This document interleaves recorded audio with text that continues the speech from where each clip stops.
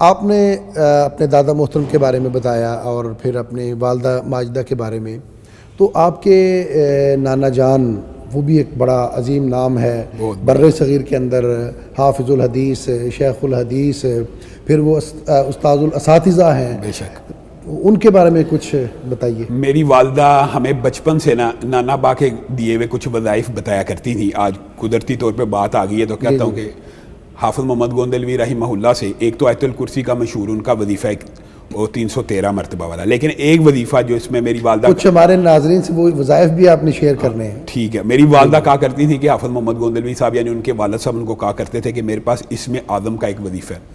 تو میری والدہ نے ہم سب بچوں کو نا یہ وظیفہ ہے، ابتسام بھائی کو اور پھر ابتسام بھائی نے اپنے دوستوں کو، میں اپنے دوستوں کو یہ بتاتا ہوں کہ وہ کہا کرتے تھے کہ بسم اللہ الرحمن الرحیم الف لام میم اللہ لا الہ الا هو الحی القیوم یا واحد یا ذل جلال والاکرام. کہا کرتے تھے اس میں نا اسم اعظم ضرور موجود ہے. تو 313 مرتبہ یہ پڑھ کے جو بھی دعا کی جائے وہ لازماً اسی وقت قبول ہوتی ہے. ویسے تو آپ کو پتا دعا کے جتنے بھی نتائج ہیں تو 3 نتائج ہوتے ہیں، وہ ہر دعا اس نتیجے پہ پہنچے بغیر نہیں رہتی، یا فوری قبول ہو جاتی ہے یا آنے والا حادثہ ٹل جاتا ہے یا ذخیرہ آخرت ہوگی. لیکن یہ اس کے لیے ہے جو لوگ یہ سمجھتے ہیں کہ ہماری فوری قبول نہیں ہو رہی، تو اس کے لیے یہ وہ وظیفہ بتایا کرتے تھے. اور میں آپ کو حیران کن ایک بات بتاتا ہوں.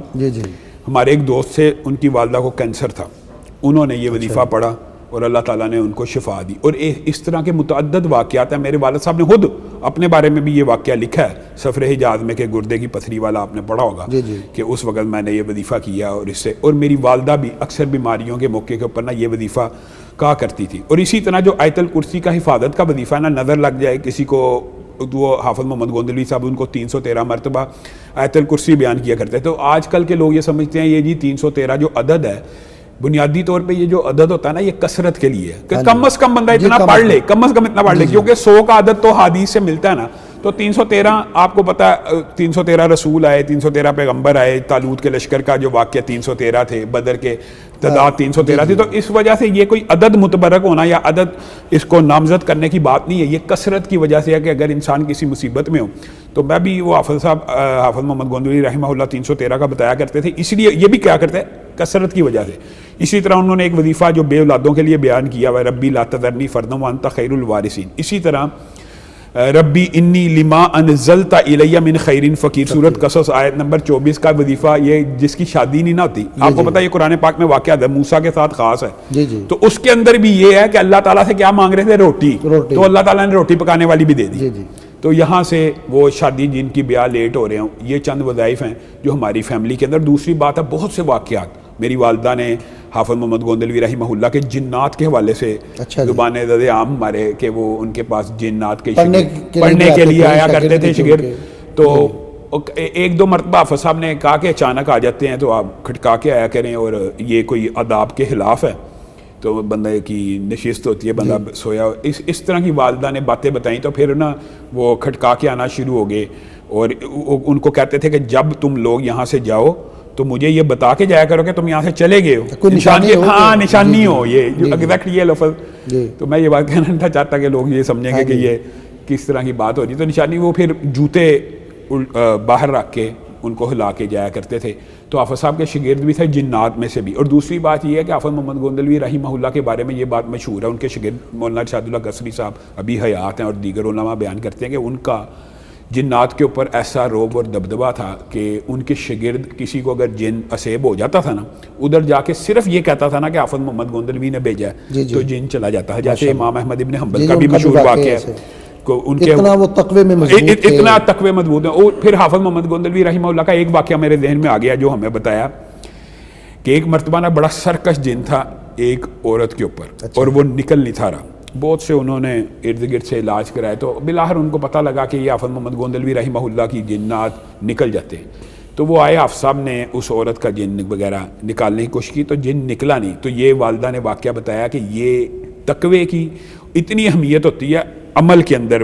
وہ یہ ہوا کہ حافظ صاحب نے نا جب نانا نکلا تو حافظ صاحب کے دل کو چوٹ لگی کہ کیا آج میرے وظائف رہ گئے ہیں یا کیا ایسی بات. تو حافظ صاحب نے نا اس عورت کو کہا اپنا پردہ مزید درست کر. تو میری والدہ بیان کرتی ہیں اس کے نا پردے میں یہ علت تھی کہ چند بال باہر آئے ہوئے تھے، کیونکہ وہ حالت غیر میں تھی، جنات میں تھی. تو حافظ صاحب نے ان کو کہا اپنا پردہ درست کریں. تو کہتے ہیں جیسی عورت نے پورا چادر لی نا تو جن کہتا ہے میں جا رہا ہوں. جو جنات اور اسیب وغیرہ ہوتے ہیں یہ انسان کی اپنی کئی دفعہ ضروری نہیں لیکن اپنی بد عملیوں کی وجہ سے بھی کمیوں کی وجہ سے داخل ہو جاتے ہیں.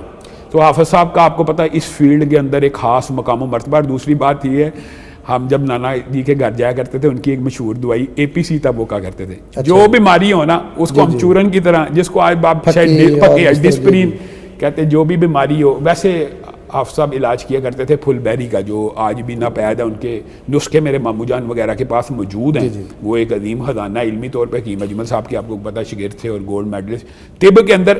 اچھا حافظ صاحب کا نام زیادہ تر دنیا میں مشہور ہے حدیث کے اندر, فن حدیث کے اندر. اور اس وقت پاکستان میں شاید ہی کوئی ایسا عالم حدیث ہو جو ان کا بال واسطہ یا بلا واسطہ شاگرد نہ ہو. یہ اللہ تعالیٰ کی عطا دیں. لیکن ان کی جو طبی جو کاوشیں ہیں نا وہ منظر عام پہ نہیں آ سکی. علامہ صاحب پہلے ادوار میں ایک عالم بھی ہوا کرتے تھے, وہ تفسیر بھی, حدیث میں بھی, خطیب بھی, اور اس کے ساتھ ساتھ وہ طبیب بھی ہوا کرتے تھے. میں آپ کو اس کی ایک خاص وجہ بتاتا ہوں کہ علماء آپ یہ بات سمجھتے ہیں کہ دین اور قاری اور حافظ جو ہے وہ اس کا معاوضہ لے سکتا ہے. لیکن یہ جو جید اور اکابر علماء تھے نا انہوں نے دین کو اپنی آپ یہ سمجھ لیں کہ رزق کا یا کمائی کا ذریعہ نہیں بنایا. انہوں نے ذریعہ آمدن کے لیے. اچھا آپ کو پتہ یہ جتنے علماء فزکس کے ماہر گزرے ہیں یا حساب کے میتھمیٹیشین گزرے ہیں یا طب کے ماہر گزرے ہیں اس وجہ سے گزرے ہیں کہ انہوں نے ذریعہ آمدن کسی اور شعبے کو بنایا اور کہا اس کے لیے ہم فی سبیل اللہ کام کریں. تو حافظ محمد گوندلوی رحمہ اللہ بھی بنیادی طور پہ طب کا, میرے ماموں جو تھے بڑے ان کا پورا کلینک تھا طب کا جو حافظ صاحب کی لکھی ہوئی ہاتھ کی کتاب تھی. اس سے نسخے موجود ہیں ماموں کے پاس موجود ہیں. اللہ کرے ان کے جو شاگرد ہیں اب حافظ شاہد محمود صاحب وہ ان کی بہت سے مقالات بھی لے کے آ رہے ہیں اور علماء کی جتنی متروکہ دارو بھی طیب سے کہ جو ان کا ہاں وہ آپ کو پتہ مقالات ہیں جو اہل حدیث اکابر علماء ہیں ان کے بڑے انہوں نے ایک زندہ کر دیا جو ترکہ خاص طور پہ جو متروک اشیاء تھی جو ہاتھ سے لکھی گئی تھی اور چھپی نہیں تھی. تو اللہ کرے اللہ ان کو یہ بھی توفیق دے. سلفی کے لائے بے شمار مولانا ثناء اللہ مرتضی کے لائے ہیں. اسی طرح وہ یہ بڑی بات ہے اگر عوام تک حافظ محمد گوندلوی رحمۃ اللہ علیہ کے طبی نسخے بھی پہنچے اور حدیث کے نسخوں کے اوپر تو وہ کام کر رہے ہیں الحمدللہ. انہوں نے بڑی بہترین کتابیں ان کی شائع کی ہیں ماشاءاللہ.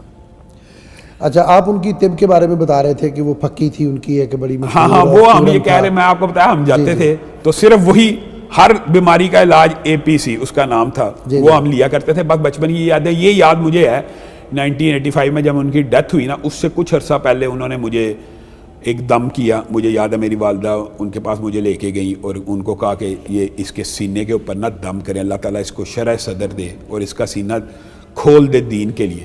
تو میں یہ سمجھتا ہوں کہ یہ ساری میں آپ کو ایک بات بتاؤں شروع میں نا ابتسام بھائی اور محتسم بھائی نے تو ابو کے دور میں بھی تقریر کی ہے. میں تقریر سے بہت زیادہ جھجکا کرتا تھا صحیح اور تقریر کرنا مجھے بہت مشکل بعد میں آپ نے شروع کیا اور مجھے بڑا مشکل لگا کرتا تھا کہ یار تقریر کرنا. لیکن اللہ کے فضل و کرم سے اللہ تعالیٰ نے پھر شرح صدر بھی دیا اور اب تقریر کرنا تو کوئی ایشو ہی نہیں رہ گیا.